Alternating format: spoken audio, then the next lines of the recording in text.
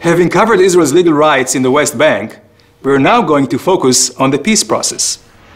Many suggest that Israel's presence in the West Bank, what some people call the occupation, is the cause of Palestinian hostility towards Israel, and the reason there is no peace. But is that really true?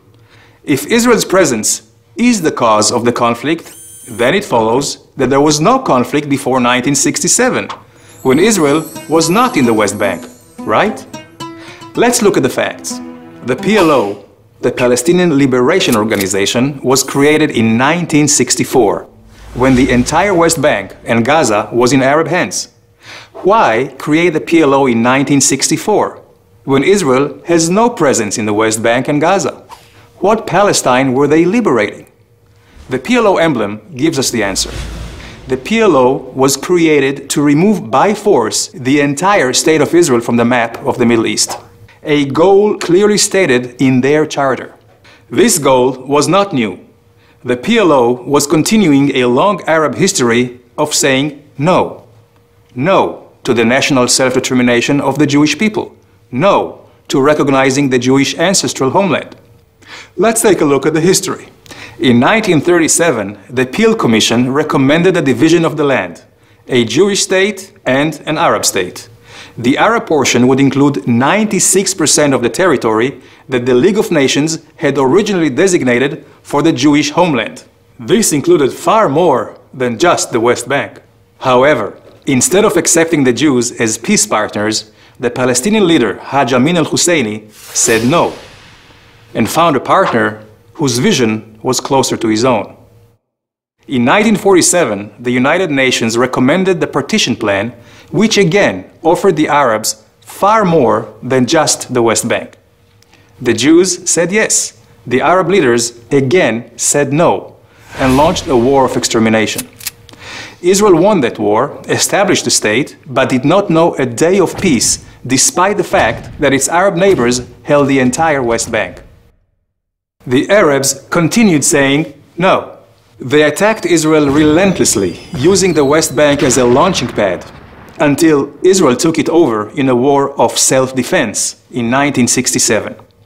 After the war, the Arab League rejected all attempts at peace. They continued to choose force over negotiation. And at a summit in the city of Khartoum, we again heard no, no, no. Let's fast forward to 1993. Israel and the Palestinians signed the Oslo Accords. Were the Palestinians finally saying yes? It appeared so. Israel said yes and gave territorial control to a Palestinian government it helped establish. But despite signing agreements, the Palestinian actions said no. During the next 5 years, Israel saw a significant increase in terrorist attacks, which killed hundreds of Israelis. In 1996, Yasser Arafat, the Palestinian leader, declares, "We plan to eliminate the State of Israel and establish a purely Palestinian state." But Israel did not give up saying yes. In 2000, Israel's Prime Minister Barak offers the Palestinians 93% of the West Bank. Again, the answer is no, together with increased terror. In 2005, Israel withdraws from the Gaza Strip, uprooting 8,500 Israeli citizens, hoping to advance peace. The Palestinians again say no. This time they increase rocket attacks from Gaza against Israeli civilians by over 500%. In 2008, another Israeli attempt at yes. Prime Minister Olmert accepts nearly all Palestinian demands, including handing over almost 100% of the West Bank with minor land swaps. The Palestinians, again, no. So what can we conclude? 1. The conflict was not caused by Israeli presence in the West Bank. The real cause of the conflict, until today, is the long-held Arab history of saying no. No to peace, no to the existence of Israel. Because no is consistent with Palestinian policy, education, and media.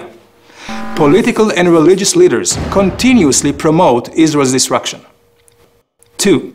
Israel has said yes for decades and has proven that by signing peace with Jordan and Egypt. So, where do we go from here? How do we achieve peace? With some goodwill, mutual recognition of the right to self-determination, and real compromises on both sides. Israel, for its part, will continue saying yes to a real and enduring peace. But for the peace process to succeed, the Palestinians will have to give up their uncompromising choice of force over negotiation and of choosing no over yes. It's about time.